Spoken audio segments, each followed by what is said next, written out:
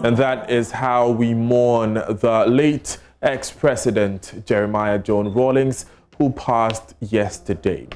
Now, President Akufo-Addo, Vice President Mahmoud Bawumia, and the Chief of Staff are at the office of the President. Madam Akosia Frema Osei Opari are at the residence of the late former President Jerry John Rollins to offer their condolences to the wife of the former President Nana Konadu Agyeman Rollins and the rest of the family, contrary to word that Mrs. Agyeman Rollins was on admission at the hospital. She is at home in person, looking healthy, and receiving that delegation.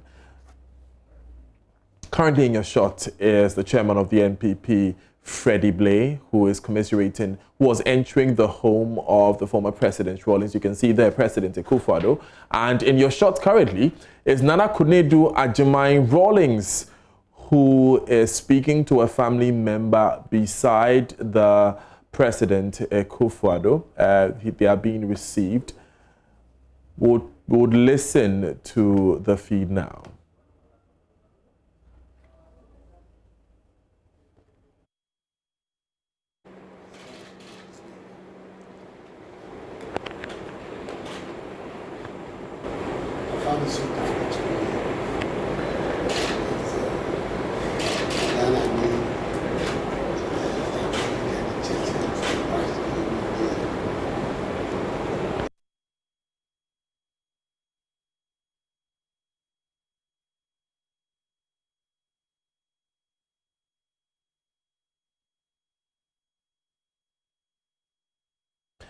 You're live on JoyNews today. We'll soon join Elton Brobe, who is traveling with the president and his entourage, for us to get more details of that visit to the home of the late ex-president Rollins.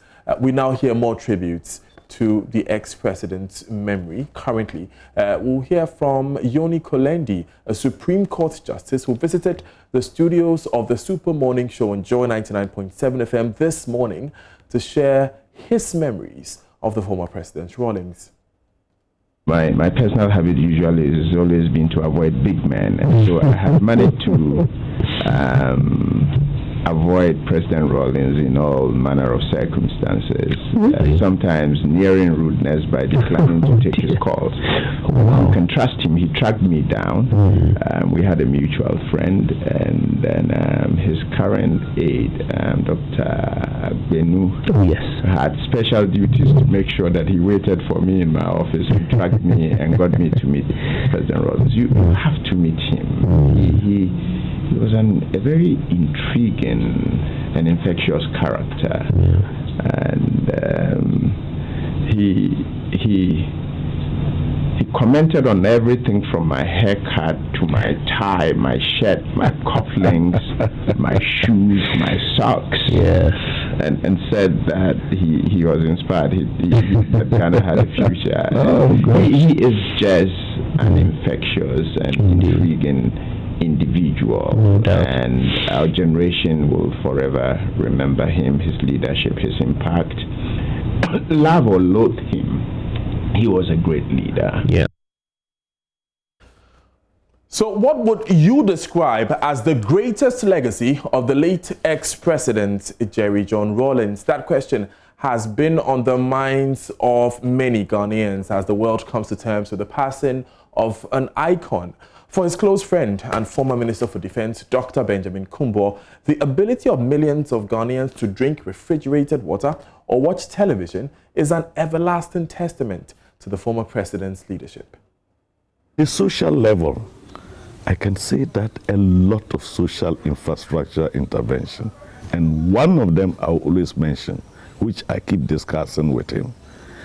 There was no way but for the passion of Jerry John Rollins that the national grid of electricity could have gone to the north. It was impossible. He threatened engineers that if that was not possible, they should resign. He would get another engineer to do that. It was done. We are here enjoying it, and Akosombo has not dried up. That's the social level. When you go for the political level, I keep asking people, lawyers particularly. Immediately the Constitution came and the indemnity clauses are not democratic. These transition provisions, they are not democratic. The question those lawyers don't ask themselves in terms of constitutional practice, why is it that this is the only constitution that has survived for 27 years? Is it not indeed the case that it was a political document well negotiated which brought everybody on board? The next was Kwame Nkrumah's constitution, under Kwame Nkrumah. It didn't last 6 years maximum. But we have had a constitution people claim had dictatorial and non-democratic clauses that has survived 27 years. Do they bother to do the analysis and find out why? You are still live on Joy News today. Now, the late ex-president, Jerry John Rollins, is perhaps most remembered for successfully leading 2 coups d'etats on the principles of probity, accountability, and equitable distribution of national resources. These principles form the bedrock of the political party he founded, which led the country for 16 out of the 28 years of the Fourth Republic. There are, however, those who complain that elements within his party have abandoned these principles for personal parochial gains. His close confidant and appointee, Dr. Ben Kumbo, recounts how this view was expressed on several occasions by the late Jerry Rollins. About that. I think that was his biggest Achilles heel, because any time we met, after talking, the conclusion would always be, Ben, you people remember that people paid the ultimate price for 1/10 of what is going on today. Most of our comrades, good ones, lost their life in the process of both June 4th and 31st December. And that is his regret. Because there is nothing to show that the people really died for Ghana to be a better place. From the indications of what was happening. That has always been a very passionate, and he was a bit more, he was angrier where he perceived that some of these things were taking place within his own political party. That was his biggest problem. Because I've been telling people, if you don't draw, you don't take the pathway of his reasoning. I came as head of the system. We shot and killed people perhaps for taking 500 cedis loan from a bank. We did this to this person. We did this to this person. In the process, there were attempts to overthrow the government. Soldiers in the front line got shot and were killed. We those who survived it till today, is that the best we can do? By going back to those very, very things. This is where his biggest problem has always been. Especially with this party. Yes, but the problem is that, you know, it's very easy when you are young and you've not seen much of many things. Oh, people like to talk about the PNDC. NDC is, we now have a new NDC. We are not interested in the revolutionary origin. Do they know the history of the Democrats in America? Do they know the history of the Republicans? Do they know the history of New Labour in the UK? People need to understand that every political party or political association has had its dark sides, which they don't celebrate. Now, editor of the Herald newspaper, Larry Dogbe, however, disagrees with Dr. Kumbo. He spoke on Prime Morning. I think Kumbo was wrong saying that, oh, you know something, the party. Listen, there are various segments of Christianity. Okay. There are but I mean, there's a common, you know, theme that runs through all of it. Is Jerry's probity in you? Is it in Shira? Is his accountability in, you know, your cameraman and everybody? If it's in them, then we can be in a position to then judge whether or not his immediate church, which is the party, is, you know, living up to that. For me, I don't want to limit Jerry Rollins to NDC. When I was coming, I think I was listening to BBC. They had some, story about him. And then I was watching Dr. Vela yesterday. They did something. Apparently, Nigeria is like Nigeria owns Jerry, and they are celebrating him, the Kenyan president. So many world leaders are, celebrating Jerry. Indeed, he is an icon that will be missed by the entire world. Let's reconnect with that presidential visit to the home of the former president. Elton Brobe, of course, travels with the president, and he's joined us via Zoom. Elton, tell us what the president was saying to the family of the former president. So, Daniel, the president reiterated what he told the family when they called on him yesterday at the Jubilee House, and that he is extremely saddened and disturbed by the demise of former President Jerry John Rollins, and that government is doing all it can to give him a befitting send-off.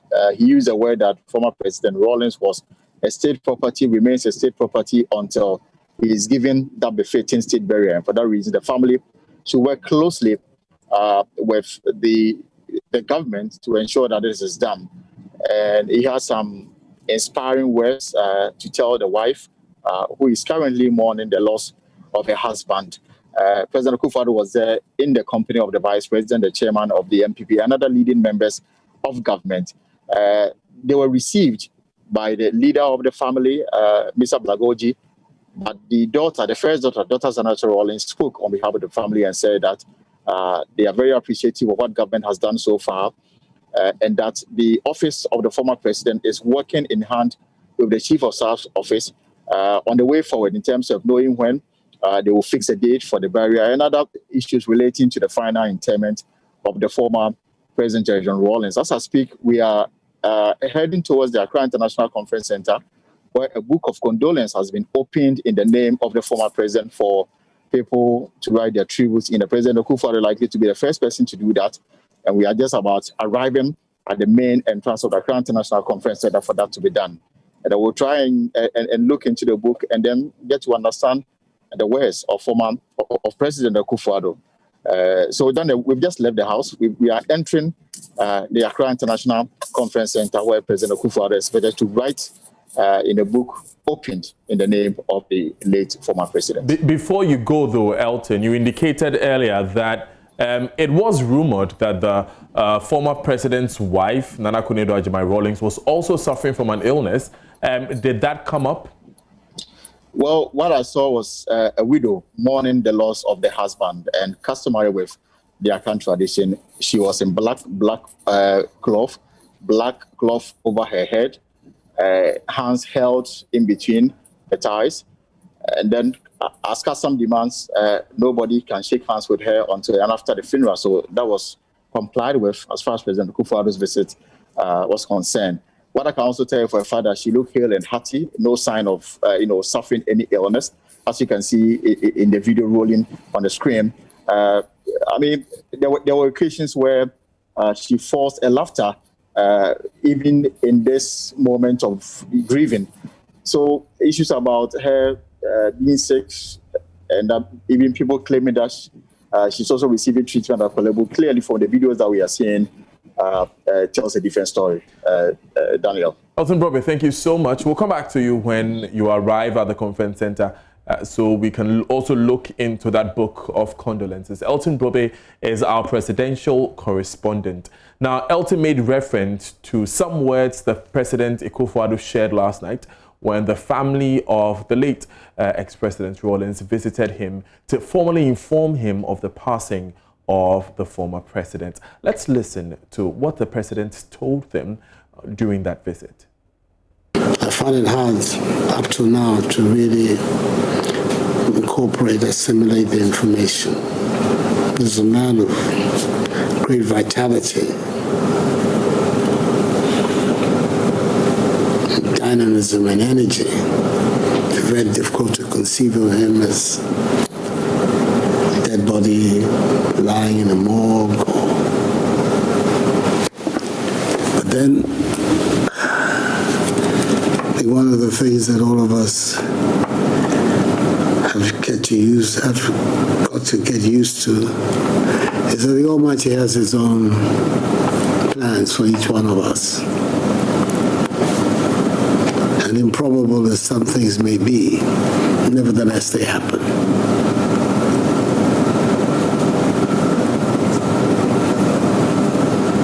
It's a moment for reflection and for continuing to believe in His purpose, that He has a purpose for each one of us. And as it appears, the former president's work here on earth has come to an end.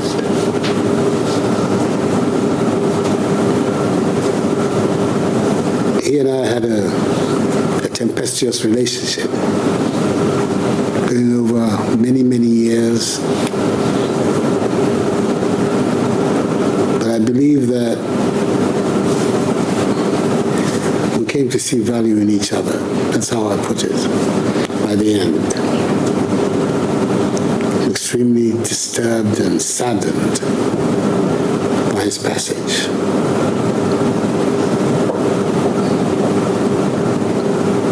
He's not an ordinary Ghanaian. He was the first president of our Fourth Republic, a man who held the supreme office in Ghana, and therefore his passage has to be a matter for the Ghanaian nation. I know the feeling of family on such an occasion, but I think that you would understand if I say that on the death of such a man, precedence has to be given to the state of Ghana. So the Chief of Staff, their office, will be in touch with Colonel Abutri and the family, and Akonedo Ajiman Rollins, for us to agree on how we proceed. You're live on Joy News today. Let's take you back to the home of the former President Rollins. Parker Wilson has been stationed there all day today, and he joins us with some updates. Parker, so tell us, what has that general atmosphere been like at the home of the late former president? Daniel, it's been a state of sadness and pain and grief for some supporters and friends of the former president who have gathered here this afternoon. In fact, those who came here this morning were telling us that they were quite surprised and shocked when they heard the passing of the former president. And as of this morning, they still don't believe that indeed he's passed on, even though JoyNews and other media outlets are broadcasting the demise of the former president. And just as you mentioned a while ago, the president himself was here, the vice president, the chief of staff, and the chairman of the governing NPP was also here to commiserate with the family of the former president. Nana Konedu, as we saw in the video, looks very hale and hearty, contrary to report out there that he is not well and has been hospitalized. So for here, as the rich resident of the former president, it's a sober mood, a calm mood, a state of sadness. And let me say that I've spoken to some individuals who arrived here to commiserate with them. In fact, a former communications officer, Fred Baffo, under the North administration, passed through this morning. And for him, they described the former president as a great man, a leader, and someone whose name cannot be written off when the history of this country is being told. The communications minister, Eslo Usu, just a while ago, also came to pay her respect to the family and has indicated that for her, one of the things she's going to miss about the former president is what she described as her boom speeches. She indicated that this is a man who has lived all his life for this country. And as a matter of fact, all the people of this country should do well to preserve his memory. So these are some of the words that we've been hearing from leading members of government and also some NDC bigwigs who have come here today to pay their respect to the former president and also commiserate with the family as well. Now, Parker, understandably, this happened less than 24 hours ago, but have the family given any indication as to the arrangements for the one-week celebration and the subsequent funeral? Well, So we've picked up information from the head of family that today there's going to be a meeting later today to discuss issues and how they will go about the funeral arrangement. And yesterday, as you heard them tell the president that they're going to discuss it and communicate to him. So nothing has been said so far, but we believe that by close of day today, we'll pick up some information on how the arrangements would go. But all of the people have indicated that we need to give them befitting burial, basically because of how he lived his life for this country. Parker Wilson, thank you so much for joining us with those updates from the home of the late former President Jerry John Rawlings. Now, as you heard Parker say there, Fritz Bafo, who is a senior member of the NDC, former member of Parliament, former Minister of State, has visited the home and he's been speaking to the press. Let's take a look. We want to know how you remember the man, J.J. Rollins. Very fondly. I worked with him for quite a number of years, and he was my mentor in terms of politics. He inspired me into active politics. I remember him very fondly. He had a great sense of humor. He loved Ghana deeply. He loved the man on the street deeply. He cared for the welfare of most Ghanaians. And so, you know, this is a very difficult time for all of us. His memory should be cherished. Whether you liked him or not, he was a giant, he was a colossus on the political firmament of this country. And he deserves to be respected and to be honored. He spent 20 years in the service of Ghana at the top. And so therefore, he's a hero worth emulating. That's all I can say. And talking about his memory, what should be done as a nation to another memory and portray the legacy that should be of left to the nation. I cannot say exactly what should be left, it should be done. But I'm sure that when we put our heads together, we can come out with a fitting memorial for Jerry John Rawlings of blessed memory. But in 3 words, describe the man Jerry John Rawlings. A great man. That's all. Thank you. Thank you very much. Now, the death of ex-President Jerry John Rawlings brought campaign activities across the country to an abrupt halt. Of course, the former president, John Dramani Mahama, who is the leader of the National Democratic Congress, now in opposition, founded by Mr. Rawlings, has announced that they will not be canvassing for votes for an entire week. Now, the suspension of campaigning may, however, not be the only way that his party is affected by the loss of their founder. Editor of the Daily Dispatch and pollster Ben Efson believes the odds of winning the December election are now slimmer after this incident. The NDC has called off his campaign, but everybody knows that there had been issues between Rollins and Mahama within the NDC. And I think that the next 2-3 weeks will be interesting.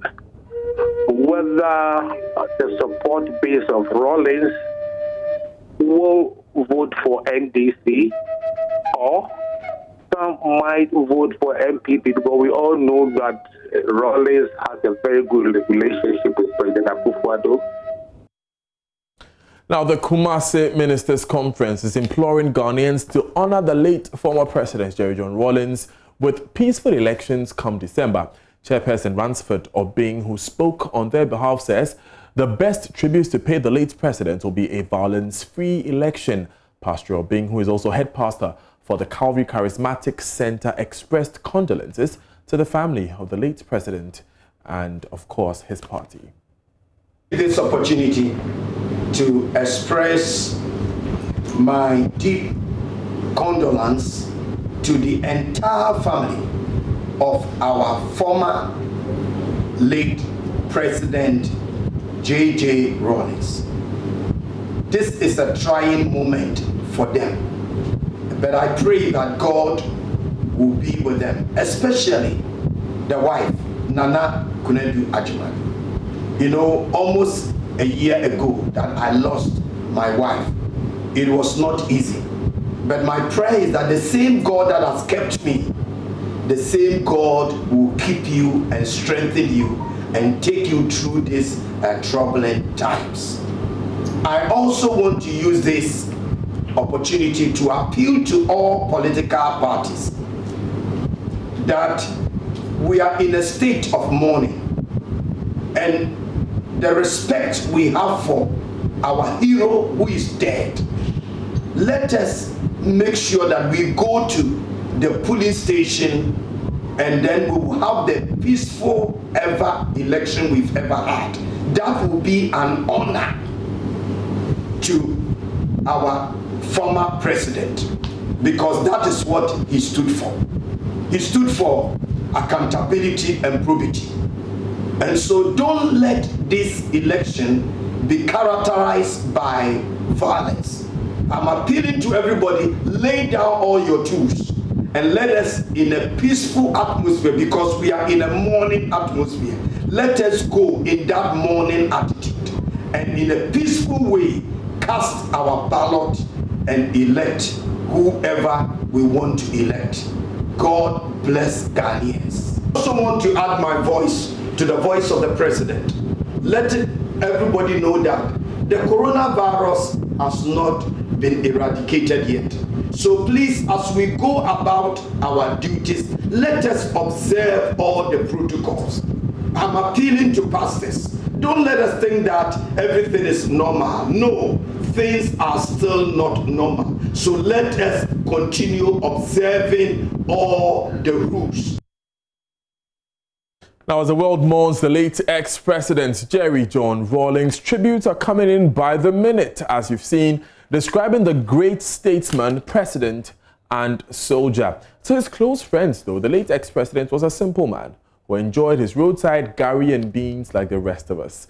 Rumor indeed has it that he used to frequent a popular cellar in Takoradi, sometimes on credit. Some people say he actually owes that woman still. Now, in a yet-to-be-aired interview, close confidant and former appointee of the former president, Dr. Benjamin Kumbo, tells us the real story behind the gari and beans incident.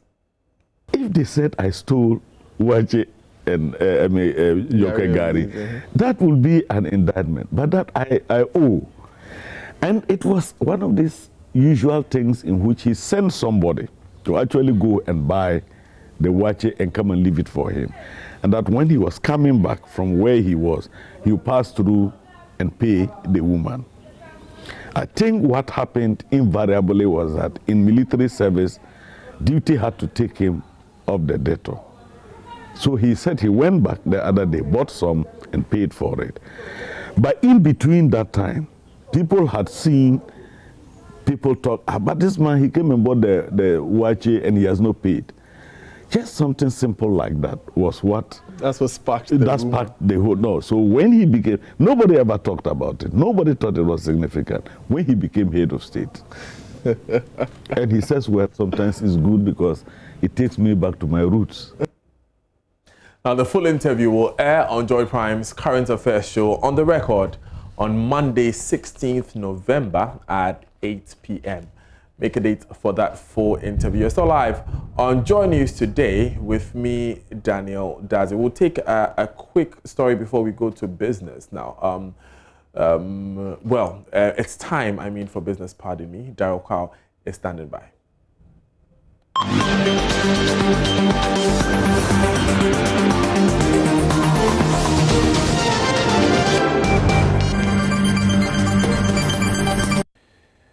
More tributes coming in following the passing of former President Rawlings. Welcome to business. My name is Daryl Kwao. Ghana's trading community has been paying tribute also. Here's President of the Ghana Union of Traders Association, Dr. Joseph Obeng. On behalf of the trading community in Ghana, I wish to extend my heartfelt condolences to the family of the former President of the Republic of Ghana, His Excellency Flight Lieutenant Jerry John Rawlings, on his departure from this earth early hours of today. It saddens our heart to lose such a great leader. He was a people-centered leader who protected the vulnerable. He worked hard for his nation, transformed from military leadership into the democracy that we are enjoying today. We will always remember this great leader. May his soul rest in perfect peace. And so what was the economic legacy he left behind? Let's pull up some graphics for you this afternoon. The Economic Recovery Program of 1983, we can talk about that. That was created to get the prices right by devaluing the exchange rate, increasing real interest rates as well. Also to reduce the fiscal deficit sufficiently to eliminate the need for printing money. It was also to free the economy, including the foreign sector, by encouraging markets to function. We can also talk about Vision 2020. That was a popular initiative. It was envisaged that by 2020, Ghana would achieve a middle-income country status and that the standard of living will be like it was in Singapore. And those were the bloom years of the Asian tigers, and upstarts like Ghana looked at Southeastern Asia with envy.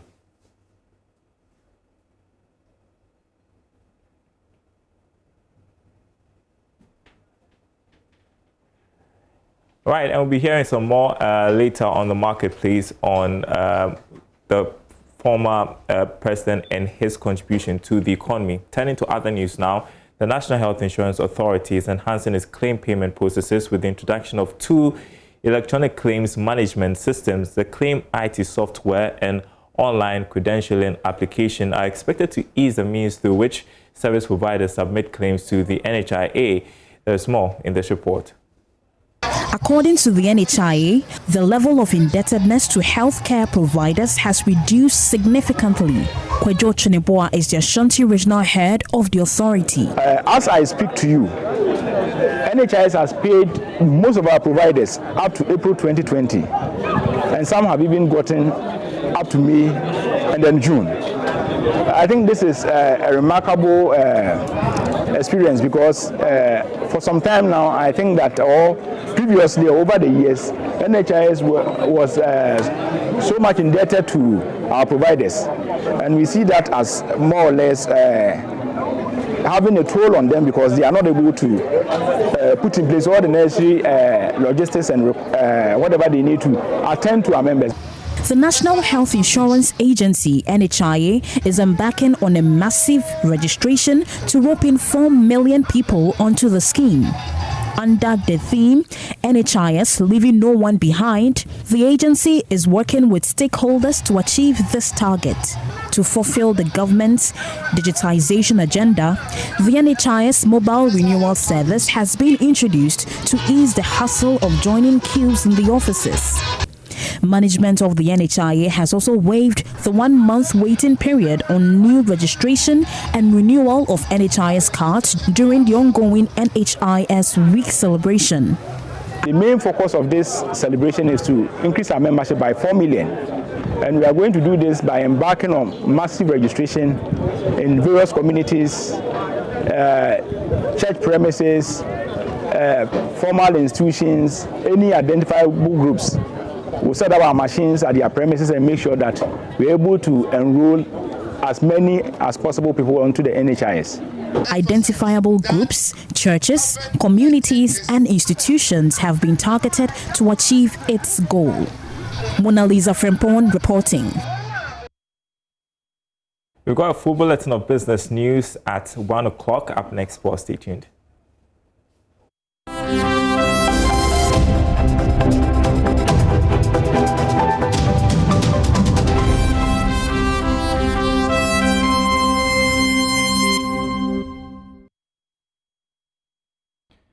Hello, good afternoon and welcome to the sports segment with me, Oreko Ampofo. The Ghana Premier League starts tomorrow and we've been counting down to the start of the season and ahead of the new season. Chief Executive Officer of Liberty Professionals, Linda Anchong, says that the club's main target is to secure a top 5 finish in the 2020-2021 Ghana Premier League season, which gets underway this weekend. The Scientific Soccer Lords are in good stead ahead of their opening game against Bechem United on Sunday, and the CEO of the club has no doubt the Dansoman-based club will excel this season?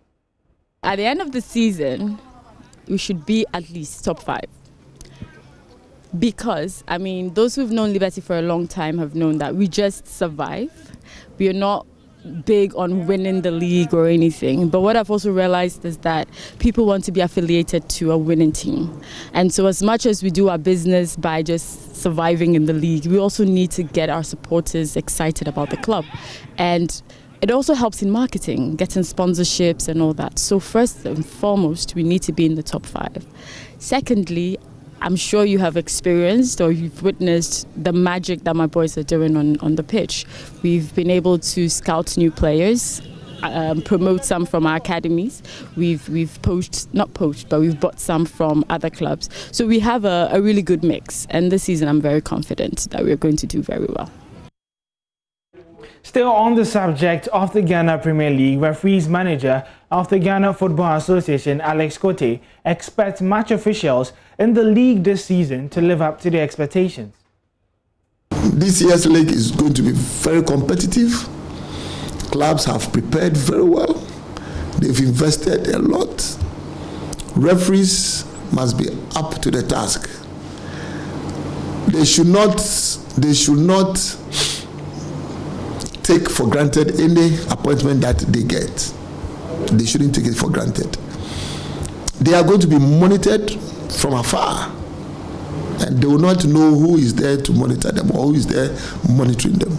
The assessors panel is going to be in charge. They will be going around every center to watch each and every referee, so that if they think that, oh, they are free and so they can do their own thing, well, it is wrong.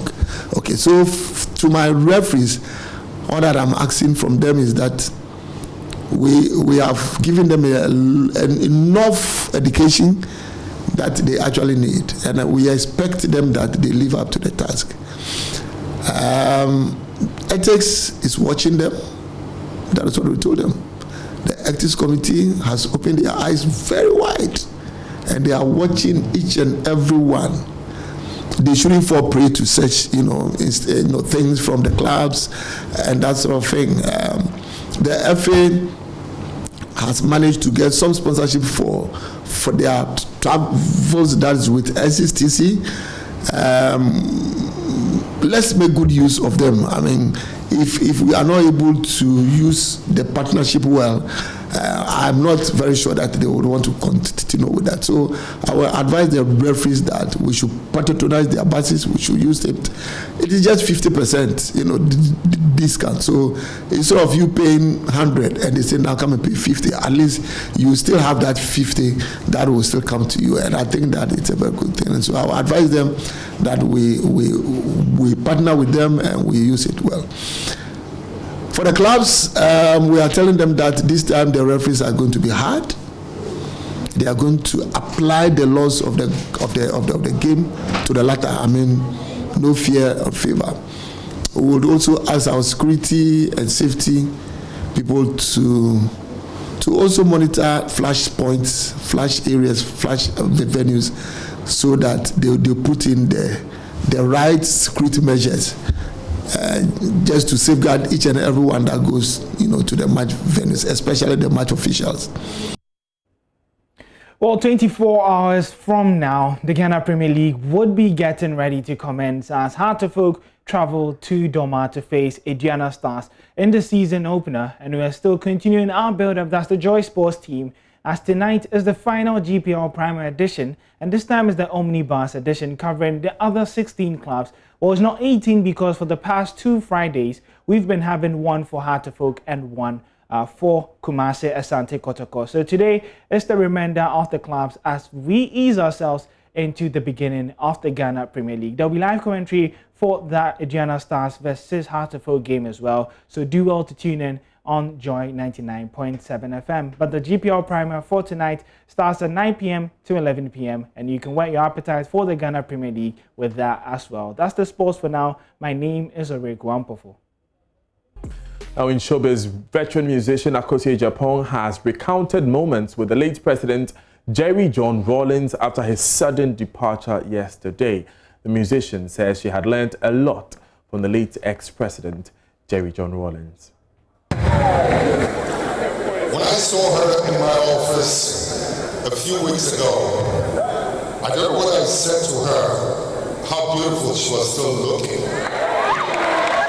But after she left, I was commenting to someone that she's looking as beautiful as my wife.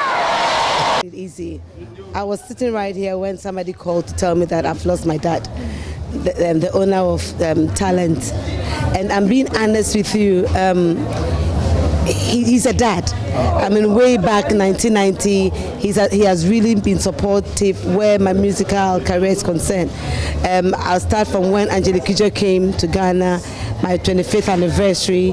Any program that I do, when I invite him, if he can't make it, either my mom, that is Mrs. Rollins, or he'll send somebody to come. He's really been there for me, and this is a big blow.